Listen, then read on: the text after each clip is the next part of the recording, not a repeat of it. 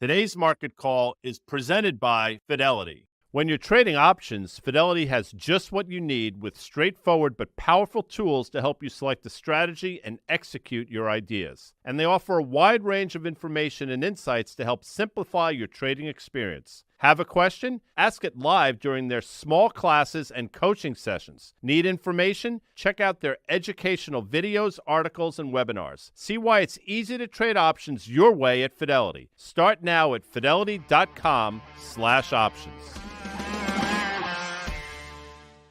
1 o'clock on the East Coast, April the 9th. It's a Tuesday. Yankees play tonight. As do the Rangers, by the way, Dan. Dan Nathan, Guy Adami, soon to be joined by the great Carter Worth of Worth Trading. How are you, Dan? I'm doing great here, Guy Adami. I mean, I felt like, we've had this theme in the markets. We look up, it's like unched on the day, but there's some stuff going on under the hood. Today felt like one of those days this morning, finally, maybe something was going to get going, Guy, but here we are. Same old a little bit. I don't know. What do you think?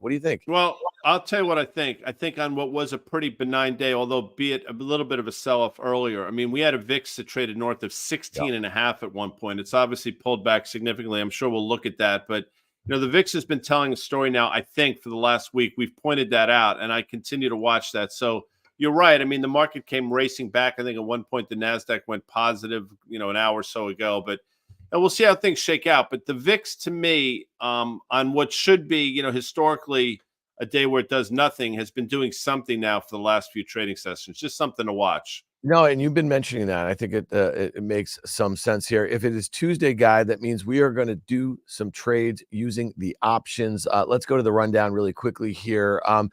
Carter, he's going to join us, as you just said, in a couple minutes. He had a great note out on Worth Charting, I think late last week, just detailing all of the 5% pullbacks in the S&P 500 and some of the kind of moves that come with that. So we're going to take a look at that. We're going to show you a way to play for a 5% pullback using options, defining your risk.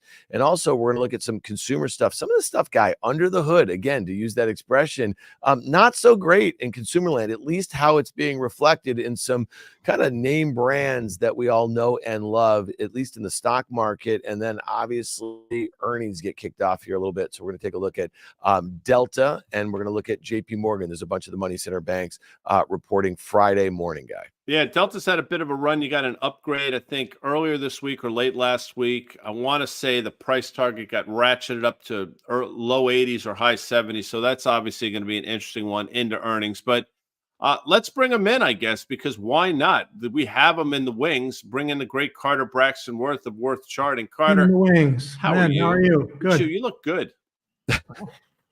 Yeah. Oh, you always look good. CB So let me ask you this, because we've been tracking some of this data. It's like the longest period since 2018 that we haven't had a 2% down day in the S&P 500. Last week, when you put this report out, you did this work on the S&P 500, all 5% sell-offs, a summary. What was the reason that kind of caused you to do this? And kind of just walk us through some of your findings. Anything surprising? Guy just mentioned we had a VIX this morning above 16. I think it was on market call early last week. We were talking about a VIX, Guy, below 13. Yeah, well, I mean, only because one could expect some sort of give back, right?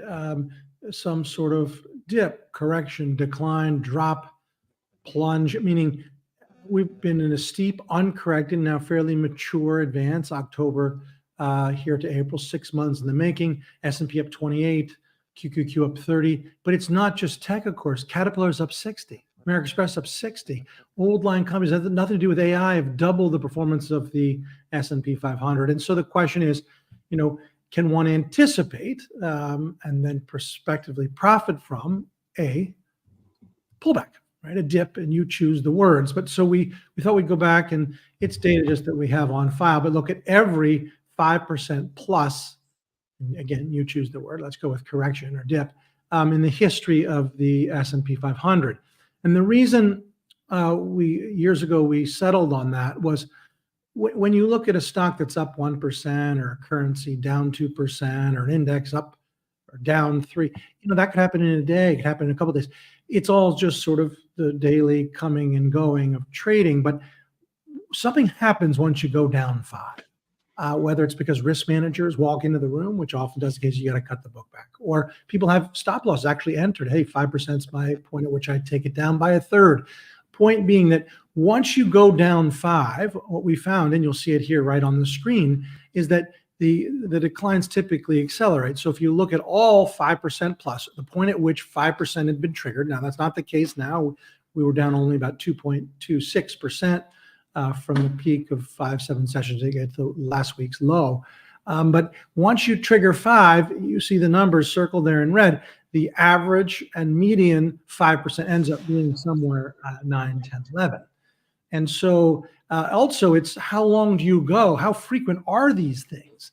And right now we're in our 6th month without so much as a 5%er, but they happen typically every 2 to 3 months.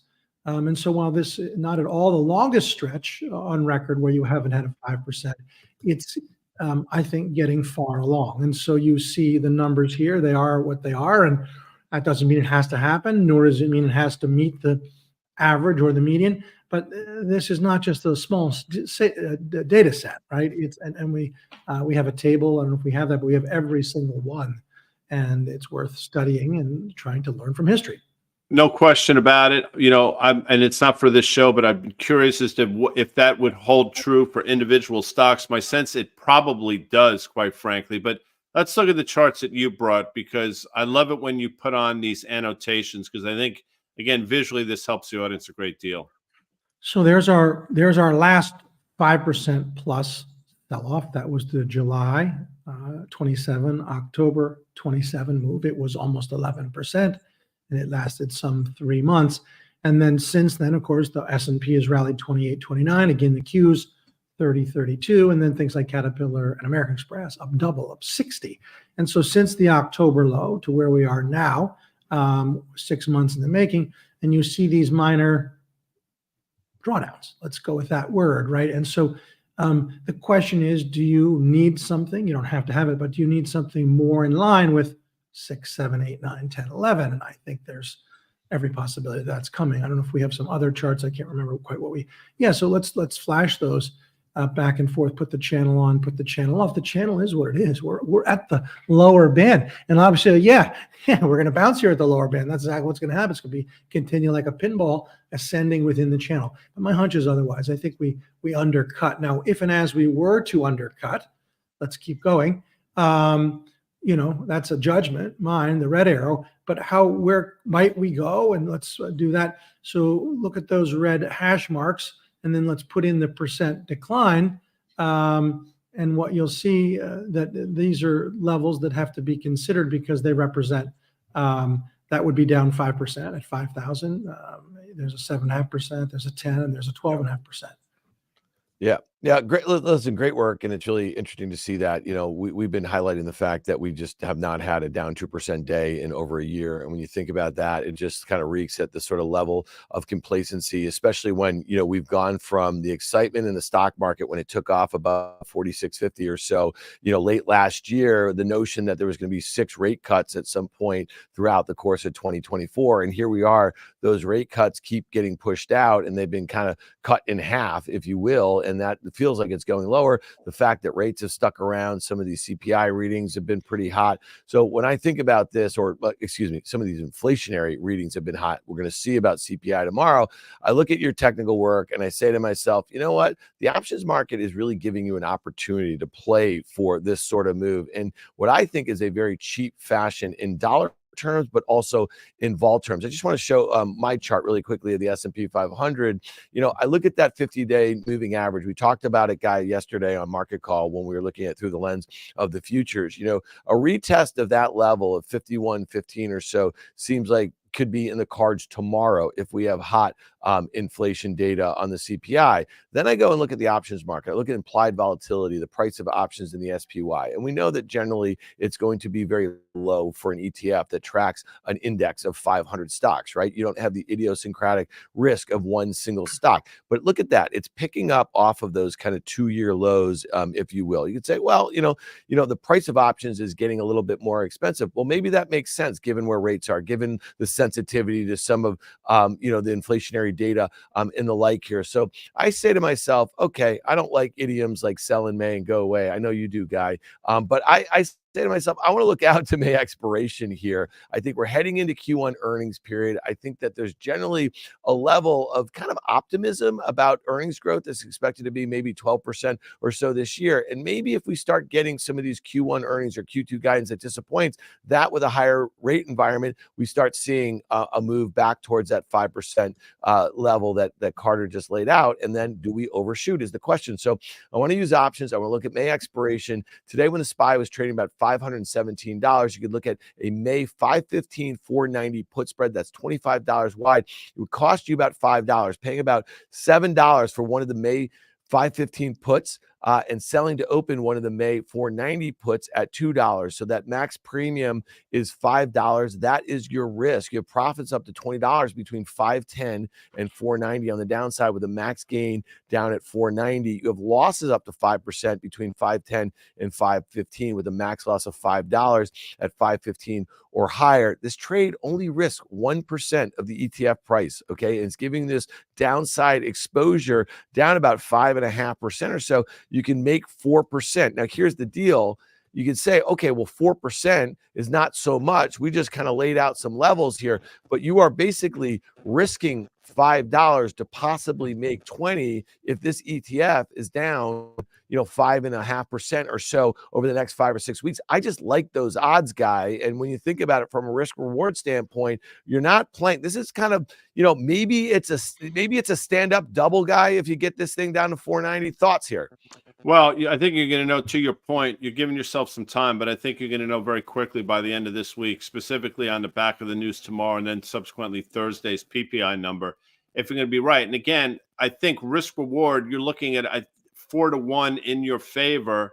And quite frankly, it's probably about 50-50 in terms of this trade's going to work out. You probably have the exact numbers in front of you. So with that math, I'll take it any time. And again, the fact that we have broken that uptrend line in the S&P, which we've drawn for a while, the fact that we're now through it, the fact that we bounced up, sort of retested the uptrend line, seemingly have failed, the fact that the VIX seemingly is showing strength here on what was, I would still submit pretty benign markets. I mean, that indicates to me that maybe we're on the precipice of something. So I definitely like the way this trade is structured, Dan.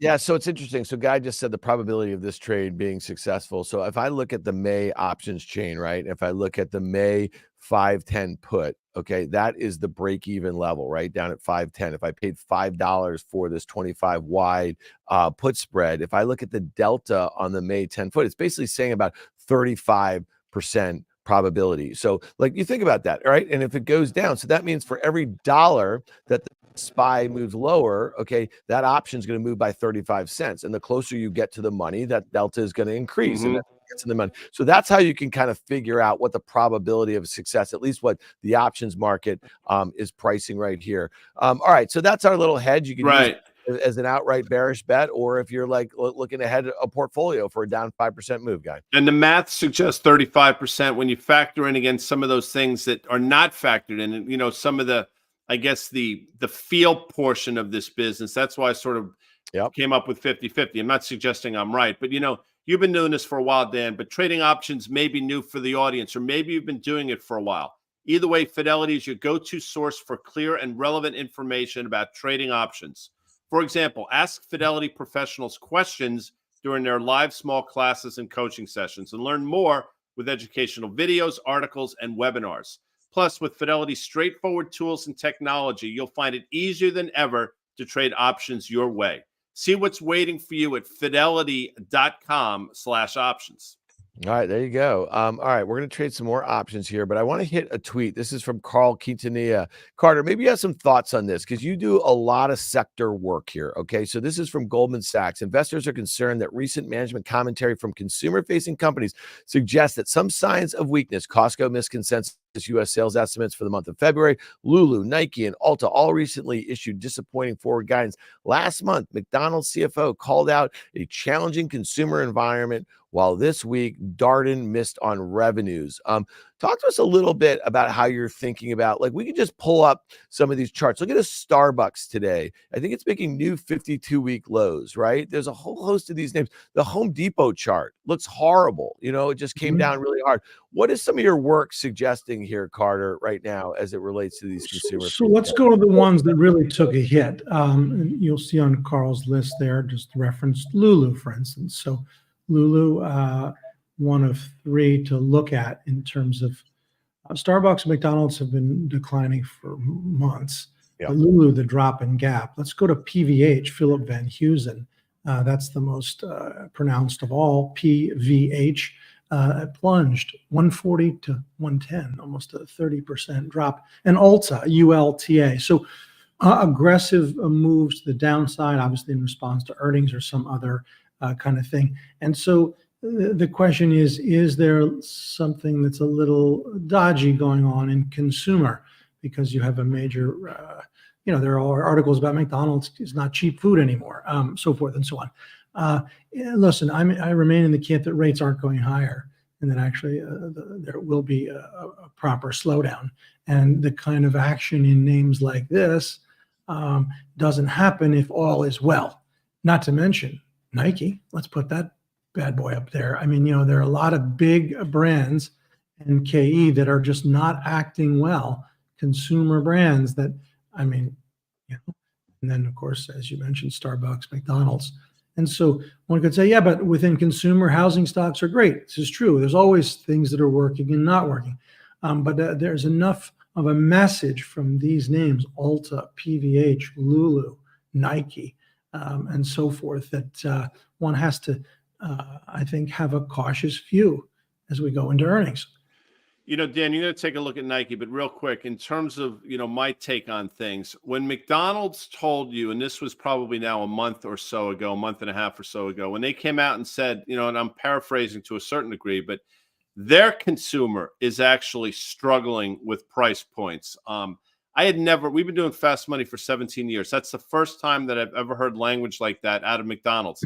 We've heard it from other companies without question. So for me, that was a bit of a tell. So that obviously spoke to McDonald's. But then you start to look at the barbell of things. Obviously, on the low end of the consumer, the dollar stores, we've seen weakness now for a while. I mean, that's been prevalent for the better part of a year and a half. But now Carter just mentioned two of the higher end retailers that are also seeing that. So what it tells me is, both sides of the equation are now struggling, and you want to find yourself sort of in the Walmart camp. Short of that, there are not a lot of places you can hide right now in the retail sector. And to me, that speaks to, I think, the problems and some of the dismay that the U.S. consumer is feeling, manifesting itself in, again, this is not political, but if favorability ratings were just the stock market, President Biden might have the biggest favorability rating in the history of presidents. It's not. It's something else. And that something else, I think, is manifesting itself in these names, Dan. Yeah, and it's interesting. So let's take a look at Nike. I have a couple charts here, and one of the things I was thinking about is like, okay, so like you guys just kind of like laid out a narrative where the consumer is probably doing worse than what the stock market is suggesting. And if you look at some of these consumer names and how they've traded of late after the results, you'd say, well, the results are kind of bearing that out. For every kind of negative story, there's probably a pretty decent story on the other side of it, right? There's a Walmart to the Costco and that sort of thing. For some reason, we have not been able to find that, Lulu and Nike have been attached to each other, but there is Deckers, right? And so like when I look at the Nike situation, I look at this is a 1-year chart, okay? And you see this like near perfect. For the moment, it looks like it could be a double bottom, right? If we were to kind of make a move back towards 100, fill in that gap, you see that downward sloping 50-day moving average. I say to myself, okay, if I had probably a better handle on the macro backdrop or was more optimistic, I might want to take a shot on that. But then let's look at a 5-year chart here and look at this. Okay, so that double bottom looks kind of precarious because there's an air pocket down to that COVID low from 90 down to 80. Carter, thoughts on this setup right here? Because I kind of have a trade idea to dip my toe in the water using options. It's not like a pound the table bullish. It's going to 100, fill in that gap. It's like I'm just as equally worried about a break in 90 and going to 80. Yeah, I mean, this is where I would suspect that the premium's pretty pumped up on the put side. I mean, I like, no one will ever do it. I do it all the time. I like selling naked, so I'll bet you could sell the 80 puts and sell the 100 calls. It's not going back to 100 to fill that gap anytime soon. You probably go out even past April, 2 weeks, go to May and collect it all. That this is a big stock that's had a big decline, not only on a short-term basis, but a long-term basis. It's come down for 2 years. It's still Nike. They're going to be around. Now the question is, could we just make the bet? And so this then the question is, isn't it too binary to make a directional bet that it pops because it's at the prior low, that it drops because it can always drop below a prior low?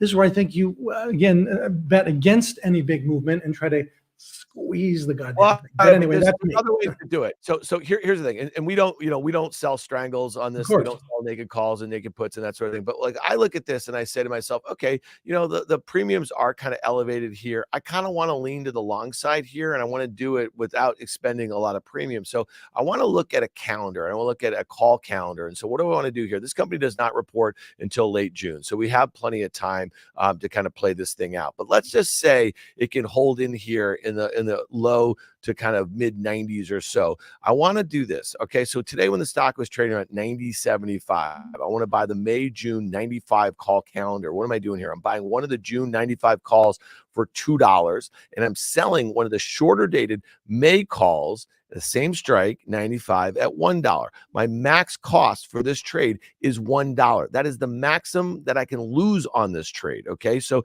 let's just say we get to May expiration and the stock is significantly above 95. We could look at the options market and saying that's not a high probability event. Okay. We can say, okay, we get to May expiration and the stock is significantly below this current level, right? Then you would lose that premium. Okay, that's how this trade would work. But if the stock is below 95, then that short May call, it will expire worthless, and then you're left long the June call that costs $2, but it only costs you $1. So what am I trying to do here? I'm trying to set up for a move higher after May expiration, financing the purchase of that June 95 call here. So I really like the calendar structure because I'm only risking $1. I've given myself some room to the upside. Ideally, I'd love to see this stock get to 94.5 on May expiration, have that May call expire worthless. Now that June, okay, will basically decay a little bit, but the closer it is to the money, it's going to keep a bunch of that premium, that time premium in it. And then I have another month to see this thing sort of play out. So I like the technical setup here. I'm a little cautious on it, but I like the way the options set up, giving me the opportunity to do a calendar guy. It's interesting because what you're effectively saying when you do things like this, and Dan knows a lot better than I do, but you're basically saying, you think this is going to trade sideways into an event. The event that, as Dan outlined, is that earnings release. But, by thinking that, you can actually sort of offset some of the costs to get that, basically that date you want to get out to in your favor. So if this were to go, to Dan's point, sideways, that call that you sold is going to expire worthless. So there you go. You pick that up and you've just taken the cost of that June call down by half. So it makes a lot of sense. And this is a structure that effectively, and this is the way I look at it, you think you're going to have some sideways action for a while until an event in obviously in the future. Yeah. Well, and listen, ideally, I'd like to have some sideways to higher action in this sort of thing. And so again, if it starts to move lower, I can look to cut this trade. We like to use 50% premium stops on long premium directional trades. I'm just not risking a whole heck of a lot here. So, okay, I appreciate all that commentary. Carter Braxton Worth, we really appreciate you being here. We just wanted, before you get out of here, we wanted to hit one thing, because if we look at the calendar this week, we know that we have CPI tomorrow morning, and then tomorrow after the close, Delta's a stock that was down 9% after its last earnings. We've seen crude oil move up pretty consistently. Guys been talking about gasoline and the price there. We thought we'd have you take a look, if you don't mind, before you get out of here. The implied move in Delta about 5%. It's kind of inched its way higher over the last few months or so. You can see that kind of price action. You see that flattening moving average a little bit. And we thought you could take a look at the Jets, if you don't mind. That's the ETF that tracks the space here, and kind of give us your 2 cents on what you're seeing. Before we go to the Jets, let's just talk about Delta for a second. The first thing that one to watch, I sit in normal distance from the screen. If one just really went by, you say, wait a minute, if I couldn't see the name, I'd be like, this thing went from 50 to 30 back to 50. Mm-hmm. Was it cheap at 50 and then got really cheap at 30? Maybe it was expensive at 50 and it was still, meaning this is the vagaries of investing, the vagaries of valuation. What is it worth? Delta's worth 50, then it's worth 30. Now it's back to 50. Hard case. And so my hunch is no real trade, but let's look at the JETS ETF. This is a log chart of the ETF. It's a great symbol, of course. Let's put some lines in. And what we know, we can flash those lines just for fun to, it's like the vacancy sign at a motel there. And then let's put the arrows in. I mean, so do we break out above the downtrend? Possibly, but it's a big move. It's 15 to 22, and it kind of struck its head at that level. My hunch is there's no real trade here, and I know I'm an acronym or something, but I would bet against volatility. I'd try to strangle it, but again, that's dangerous stuff, and it's not for not for most people. Well, this pennant formation, we've seen pennant formations like this before in a lot of things, Dan, and we're having one now. The smart bet would be we're at the upper end of that downtrend line. This thing sells off on the back of the earnings we're going to start to get. With that said, I just saw an analyst raise their price target on Delta, but as Carter mentioned before, it's been in this sort of, 32.5, 49-ish range for a long period of time in the form of Delta. It's been a great trading stock. As a matter of fact, quickly, if we can go back and look at a longer-term chart, you'll see exactly what I'm talking about. So I think Carter's pennant probably holds up, and you can see exactly what I meant in terms of this range. I mean, this has now been going on for quite some time. I think you actually can go back all the way to 2021 or so to see the range that Delta's found itself in, Dan. Yeah, no doubt. I mean, you say it all the time, guys. Great trading stocks. And, Carter just talked about that range, what has changed so dramatically in the business, given all that volatility. So I think I look at his charts and I say to myself, well, it's yet to violate that pennant to the upside. It looks like at a perfect spot on the downtrend. It looks like it could set up as a decent trade. I'll just make one last point to the downside. Delta sold off, I guess. I just said it, 9% after that last quarter. The way that, oil has moved and geopolitics and all this sort of stuff. So, that'll be interesting to see how investors react to it. All right, Carter, we really appreciate you doing a bunch of in here with us. Thanks so much, my man. Okay, bye, guys. All right, Guy, before we get out of here, again, we've talked a lot about the banks. Last week on Market Call, we detailed a trade idea in the XLF, the ETF that tracks the financials, and we did highlight the fact that we know that Berkshire Hathaway is a big component, but three of those big components are going to report Friday morning. That would be JP Morgan, Citibank, Wells Fargo, I think also BlackRock, if you will. Let's talk about the setup here, because earlier today I saw a lot of the banks down a bunch. JP Morgan, as we're talking right now, is down 1%. I can't remember the last time I saw JP Morgan down 1%. You can draw that uptrend. This might be one of the most important lines that you're going to draw on any chart in the market, to me. You know what I mean? Let's see if it gets to that uptrend and how it tests it. Because you see, when's the last time, Guy, you've seen JP Morgan this far above its 200-day moving average? No, well, I mean, if you think about it, in a lot of ways, it looks hauntingly familiar to the S&P chart, quite frankly. And again, JP Morgan should not trade. This is just my opinion, but it should not trade as violently one way or the other way as it has over the last basically 6 months or so. And when you get yourself to these extended ranges away, these standard deviations away from a moving average, that should be concerning. On top of which, it's gotten itself sort of expensive in terms of price to book or price to tangible. It always trades at a premium to the others, but it's now trading expensive almost to itself. And listen, there's your trend line in JP Morgan Chase. What does that look like, Dan? It looks like the S&P chart that we've been drawing for a while. And with each day that it goes sideways to lower, more inclined to break that uptrend. And that's what we're seeing right now. So what I will tell you is, if we look at the next implied move, and I said this the other day and I'll say it again, I am really surprised that the options market only has an implied move of slightly more than 3%. Not because of, JP, just because of the run that it's had and the environment that we find ourselves in.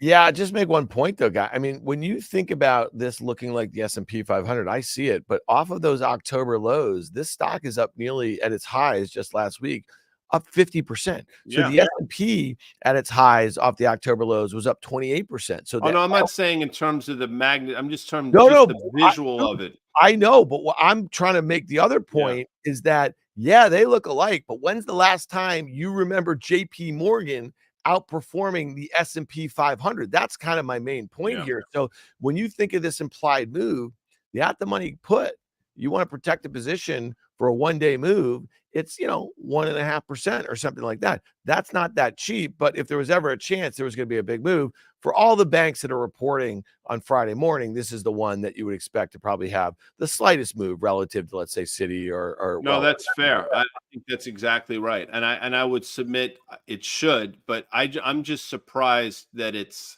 like if you had asked me, and I said this the other day, but I'll say it again. If you had asked me, what do you think the implied move of J.P. Morgan, given everything that we've talked about the last couple of days, given I'd have been, it's got to be 4.5%, 5%, and obviously we're half of that or a little less than half of that, and I'm just surprised. Maybe the market typically knows more than I do, but it's going to be fascinating to see what happens on Friday. Like I am really interested to see how what they say, and then subsequently how it performs. Yeah, no doubt. I mean, especially when you consider JP Morgan CEO Jamie Dimon just had that kind of annual letter out. It didn't seem like there was a bunch of rosy stuff in there in general. But the last thing I'll just mention is last week we detailed a trade idea in the XLF. We thought it could be a decent kind of way to play bank earnings over the next couple of weeks, especially if you had a downward bent. We were looking at April 19th expiration, 41.5 puts.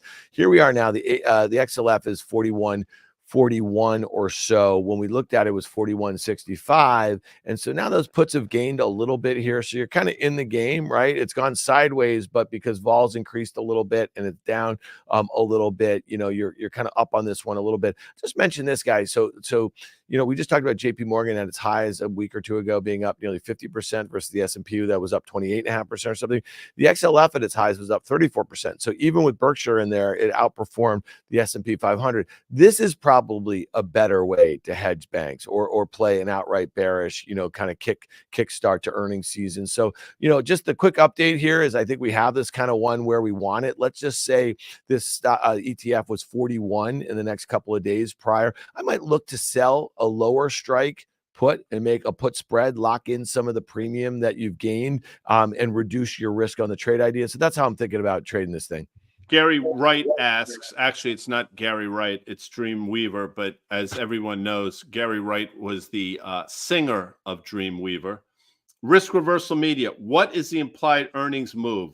Is it that expectations will move up and down 3%? He's talking about JP Morgan, but just in general, when we talk about implied moves, what do we mean by that is the question. Yeah, great question, Dreamweaver. So really what we're doing is, if you think about the price of an option, there's a whole bunch of inputs that go into that, right? Okay. And so when you think about like an earnings event, every options dealer knows, okay, that 4 times a year, every listed company is going to report earnings. No one knows what they're going to report. No one knows what they're going to guide to. No one knows what the stock is likely to do afterwards, right? But if you are a market maker in options and you have these pricing models, your pricing, movement and the price of the options, you're essentially, okay, you're going to say, arrive at a price where you're willing to sell an option to somebody who wants to buy it. And obviously the same goes for somebody, who wants to sell an option, what you're willing to pay for it, right? And so when we think about implied movement, like basically there's a really easy back of the napkin way to do this. If you were to look in the weekly options or the daily options, whatever the event you're trying to target is, and you look at the money straddle, okay, let's say a stock is trading at $100 and you looked at the 100 strike call, let's say that was trading at $1 and the 100 strike put was trading at $1. The straddle cost is $2. The implied move on that stock between that time period and expiration is 2%. You would basically need a rally of $2 to break even, or you need a decline of $2 down to 98 to break even. That's the implied movement. That's where market makers models are suggesting they would sell or buy those options that are at the money that have that event. So that's just kind of the back of the napkin way to think about that. And why do we use that term all the time? Because we can make qualitative judgments like Guy just did. If you told me that JP Morgan has had this move and it's only this, and you could say, well, what if they have some issue with their treasury portfolio mark to market? What if Jamie Dimon was telling us something in that 61-page opus that he put out the other day about how he feels about the economy, and maybe they're going to downgrade their outlook on the economy? Those are the sorts of judgments that lots of traders, investors make all the time. And for us, we just look at the options market, and it's kind of helpful to get a sense of like, okay, the 3% implied move in JP Morgan is above last quarter. It was only implying 2%, and the stock only moved 1%. So those are the sorts of things we like to consider when we're talking about earnings events. No, and that's a great explanation. Thank you for that question, Gary Wright, aka Dreamweaver. By the way, if these trade ideas went too quick, you can get them in your inbox, Dan, as you know. So sign up. Why wouldn't you sign up today? Riskreversal.com. You'll get these things. I mean, it goes right through that. What do they call that? Electronic mail. Yeah, it's called the email, and you're going to get the charts that we use. You'll get the breakdown of the trade ideas, all in your inbox. So go to riskreversal.com and do that. And by the way, Guy, you and I preview some of the stuff that we're going to be talking about on the gram, as you call it. I mean, everyone else calls it the Instagram. Guy is guy.adami. I am Dan S. Nathan, and we are at Risk Reversal Media. So check that out every morning. We'll put that out there. Guy, we covered a lot of ground here today. That was fun. We did. We had the great Carter Worth. Rangers play tonight. Play the Islanders, by the way. That should be fun. Islanders playing for their playoff lives. Yankees 9-2. Off to a great start. Mets squeaked one out last night in Atlanta. We'll see how they fare this evening. And obviously last night, the University of Connecticut once again emerged victorious in the national championship game. The Hurley family. People talk about the Duke dynasties and this Duke. UConn has been basketball central now for the last 30 or so years. So good on UConn. Well, you're a Big East guy. When you think about that, I mean, people spend so much time talking about the ACC. Villanova had a little bit of a dynasty going there. Obviously, UConn's been in the game for 25 years. My Syracuse Orange won in 2003 with one of your favorite Knicks ever, Carmelo. No, Anthony. I'm not. I'm not going there. I'm not doing that. If you're looking to put a team together for a horse competition, Carmelo's your guy. If you're looking to win an NBA championship, look elsewhere. Okay. By the way, it was 40 years ago that the Georgetown Hoyas emerged victorious against the Houston Cougars, I believe. Is that the correct name? I believe that's right. I think it was in Kentucky. I might be wrong. Anyway, there you go. Rupp Arena. All right, Guy, that was a lot of fun. We will be back tomorrow with EY from SoFi. We got a lot to do with her tomorrow. We're going to take a bunch more questions, so stick around for that tomorrow after we get through our regularly scheduled programming. That's it. You and I are going to be on the big show tonight, CNBC's Fast Money, 5 p.m. Please tune in for that. Headed now. Thanks, folks. All right, see you, everyone.